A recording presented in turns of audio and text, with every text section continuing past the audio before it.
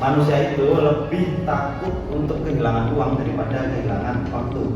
Ingat, mengerjakan tugas itu tidak harus malam. Mengerjakan tugas tidak harus menunggu waktu genap. Misalkan 9.30 saya mau mulai tugas. 9.18 itu tidak apa-apa teman-teman. Itu adalah zaman, karena kadang aku kalau mau mengerjakan tugas, kemudian aku lihat notifikasi atau sesimpel scroll TikTok dia sebentar. Ternyata itu nggak jadi 1 menit, ternyata jadi 1 jam, jadi berapa jam. Nah itu yang bikin tugasnya keteteran. Mungkin bukan rahasia umum lagi jika pada masa sekarang ini mahasiswa-mahasiswa itu lebih banyak persaingannya daripada kebersamaannya. Jika saya ingin melakukan banyak hal tapi saya tidak bisa melakukan apapun, nah itu merupakan kesulitan. Ketika sakit pengen mengerjakan banyak hal tapi ya tubuhnya itu udah nggak kuat gitu loh, harus istirahat. Sebetulnya kuat Mbak, tapi kehalang infus kan. Dengar dari siapa ya? Loh, ada datanya. Oh ya. Halo semuanya, kembali lagi bersama aku Dwi di podcast Ruang Tunggu.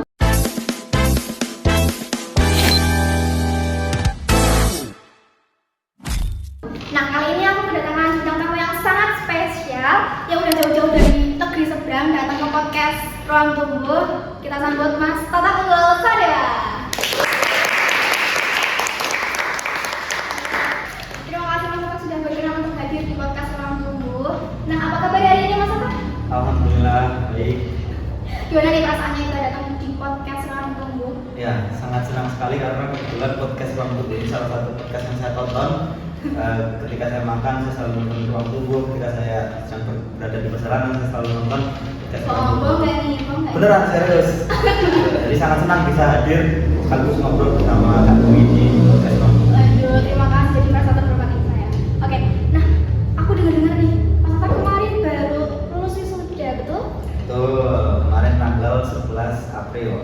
Oke, nah aku dengar juga, Mas Tata itu lulus dalam waktu 3,5 tahun dan kumlaut, betul? Betul, tapi Mbak Dwi ini dengar dari siapa ya? Loh, ada datanya, perlu Oh ya. saya Oke, teman-teman ini sangat keren dan bisa kita jadikan panutan juga ya, kita jadikan motivasi supaya kita bersemangat juga dalam dunia perkuliahan seperti itu. Nah, oke, pada kesempatan kali ini aku ingin ngobrol santai sama kita itu tentang kegiatan di dunia perkuliahan, boleh? Boleh. Oke, nah seperti yang kita tahu ya, maksudnya dan teman-teman audiens semuanya, bahwa di dunia perkuliahan itu kita punya beberapa pilihan. Seperti kita bisa menjadi mahasiswa kupu-kupu, kita bisa menjadi mahasiswa yang aktif berorganisasi di kampus maupun di luar kampus. Dan berdasarkan informasi yang aku terima, Mas Tata ini adalah salah satu mahasiswa yang aktif di dunia perkuliahan, yaitu organisasi, UKM, Ormawa, dan juga kegiatan perlombaan, dan juga kemarin terakhir itu bisa lulus 3,5 tahun. Nah, aku penasaran nih, kira-kira dulu awalnya itu gimana sih kok bisa ikut banyak kegiatan seperti itu dalam satu waktu yang sama?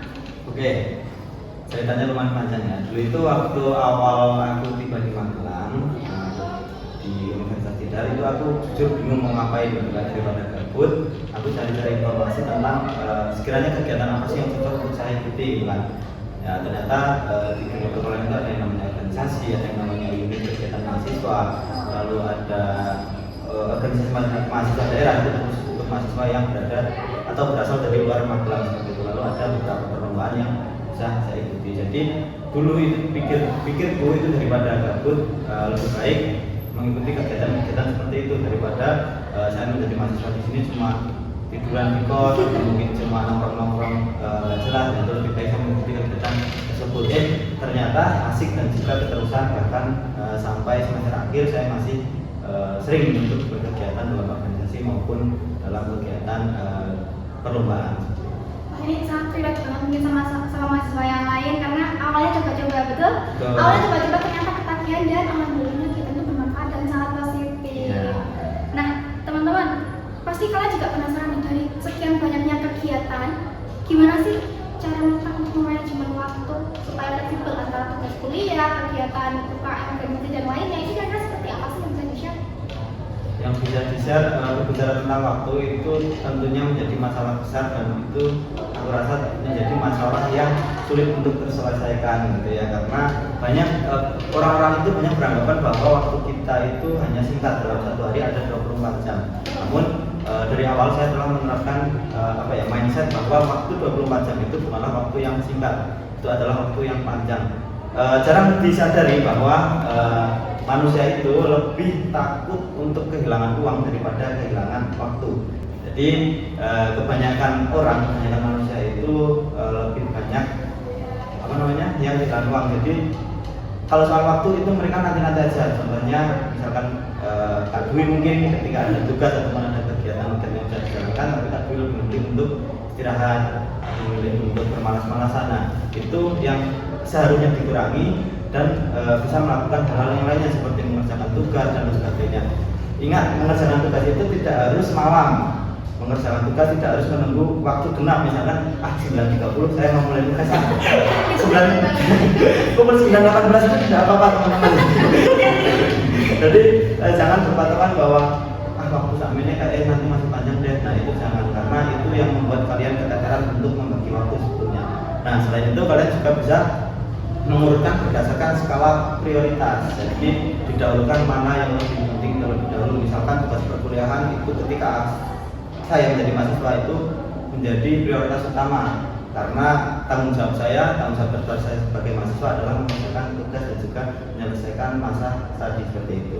Nah, untuk kegiatan-kegiatan lainnya nanti bisa mengikuti. Oke, Mas tadi minggu soal yang 18 berapa tadi? 9.18 itu nggak masalah itu ya.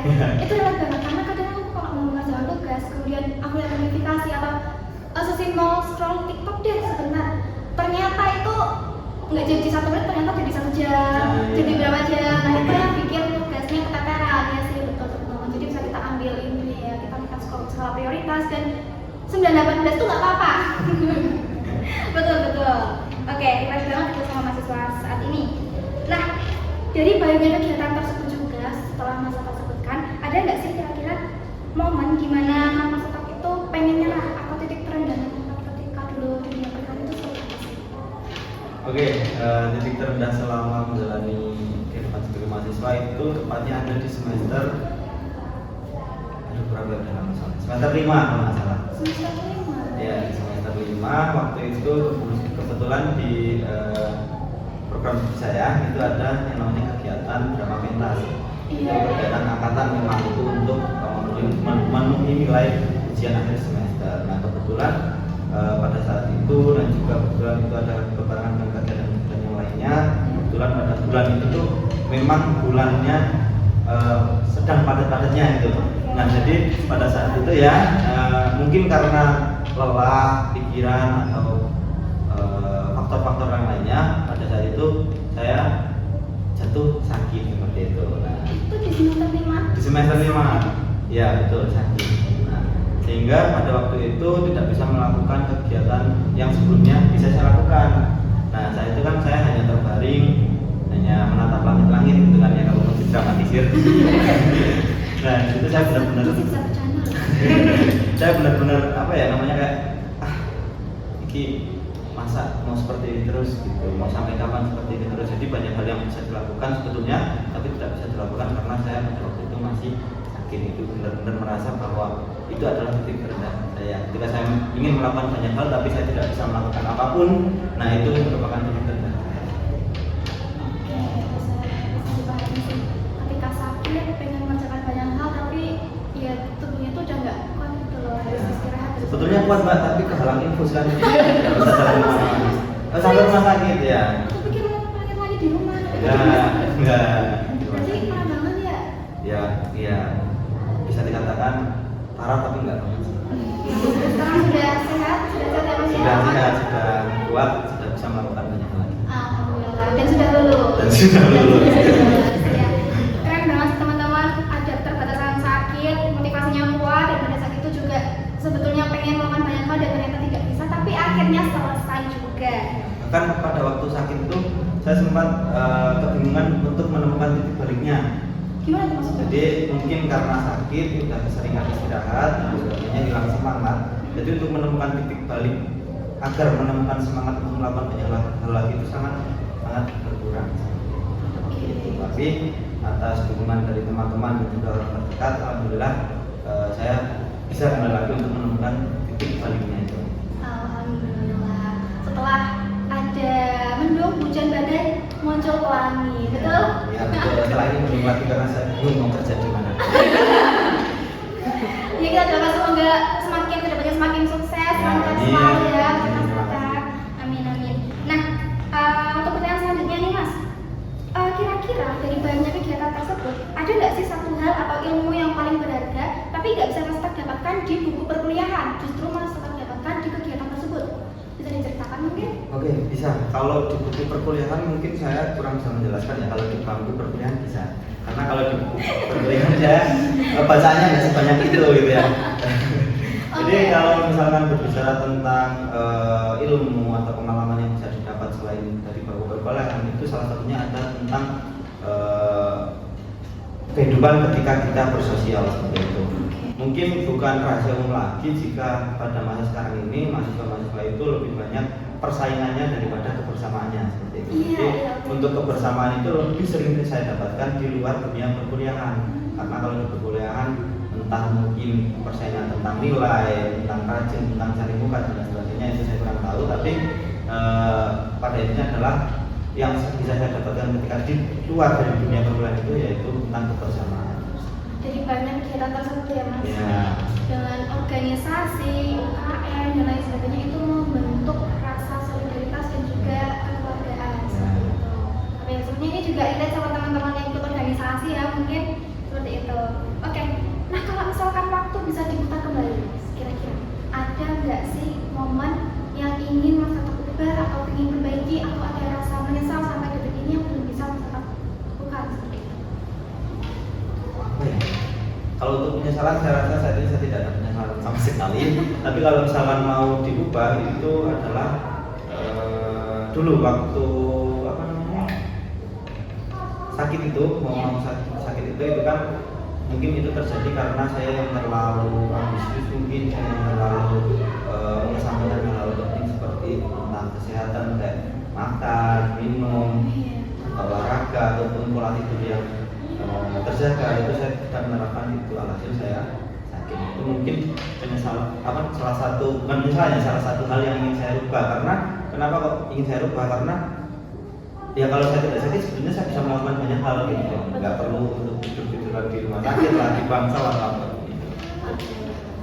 Maksudnya mengubah pola makan, pola Ya, tidur dan juga lebih sadar lah akan ya, lebih peduli kesehatan. dengan diri sendiri, oke, dengan kesehatan. Betul sih. Itu jadi hal yang ingin diperbaiki ya kalau Ya, misalnya betul. Oke, teman-teman, ini sangat-sangat bermanfaat sekali dan bisa kita ambil ilmunya, bisa kita serap juga.